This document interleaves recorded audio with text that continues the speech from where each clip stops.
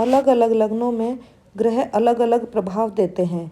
जैसे मिथुन लगन में सूर्य तीसरे भाव का स्वामी होता है और तीसरा भाव त्रिक स्थान है, तो सूर्य का मिथुन लगन वालों के लिए शुभ फल नहीं होता।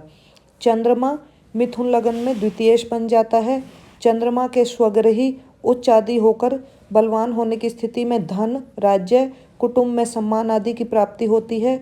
और यदि चंद्र निर्बल होता है तो आर्थिक हानि, नेत्र विकार, कुटुंब से बैर आदि अशुभ फल प्राप्त होते हैं। मंगल मिथुन लगन के लिए छठे और 11वें भाव का स्वामी बनता है। दोनों ही स्थान अशुभ हैं, नुकसान, चोट आदि के सूचक हैं। मंगल स्वयं भी चोट देने का कार्य करता है, अतः यदि मंगल कुंडली में बलवान हुआ तो नुकसान आदि अधिक देगा और यदि निर्बल हुआ तो चोट, नुकसान आदि कम देगा। बुध मिथुन लगन वालों के लिए चौथे भाव का और लग्न का स्वामी होता है। कन्या राशि केंद्र में होने के कारण इसे केंद्रीय दोष भी लगता है, किंतु लग्नेश होने के कारण ये शुभ भी हो जाता है, क्योंकि लग्न केंद्र भी है और त्रिकोण भी।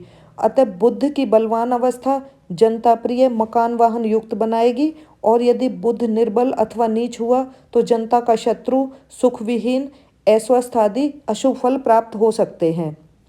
बृहस्पति मिथुन लग्न वालों के लिए बृहस्पति 7वें और 10वें दो केंद्रों का स्वामी बनता है, क्योंकि नियम यह है कि केंद्र का स्वामी होने पर बृहस्पति अशुभ फलदायक होगा। जन्म कुंडली में यदि बृहस्पति तीसरे, छठे, 8वें या 12वें भावों में निर्बल होकर स्थित होता है तो अपनी महादशा अंतर्दशा में स्वास्थ्य के लिए बहुत हानिकारक सिद्ध होता है। और यदि गुरु यानी कि बृहस्पति शुभ भावों में बलवान होता है तो पति अथवा पत्नी सुख, धन आदि का लाभ अपनी दशा महादशा में देता है। शुक्र मिथुन लग्न वालों के लिए 12वें और 5वें भाव का स्वामी बनता है। शुक्र की द्वादश में ऋषभ राशि होने के कारण द्वादश भाव का फल न देकर तुला राशि जो पंचम भाव में है उसका फल शुक्र देता है।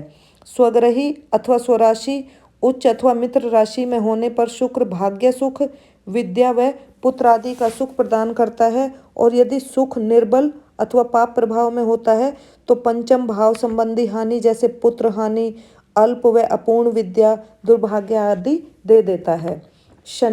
शनि मिथुन लगन में अष्टेश और नवमेश होता है।